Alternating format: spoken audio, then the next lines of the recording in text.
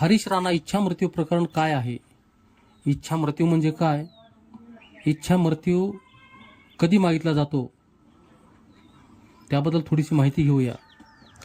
हरीश राणा हा मूळ गाझियाबादचा, शिक्षणासाठी चंदीगड येथे वसतिगृहावर राहत होता. हॉस्टेलच्या इमारतीवरून पडून जखमी झाला.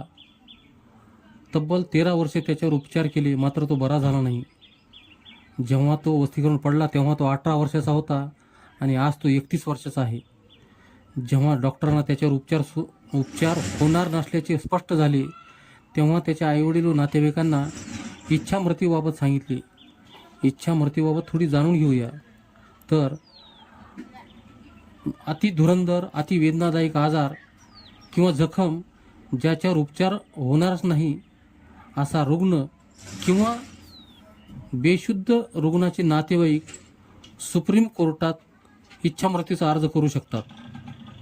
त्यावर सुप्रीम कोर्ट, डॉक्टरांची कमिटी व वैद्यकीय बोर्डाच्या अहवालानुसार इच्छा मृत्यूची परवानगी दिली जाते.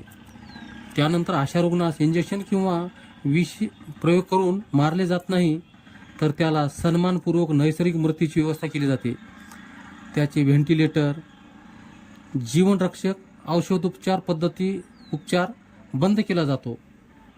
सन्मानजनक व वेदनामुक्त मृत्यूची व्यवस्था केली जाते. इच्छा मृत्यूबद्दलची माहिती कशी वाटली?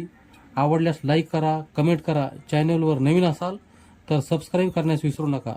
निर्भीड निष्पक्ष चॅनल पोलीस मित्र 24.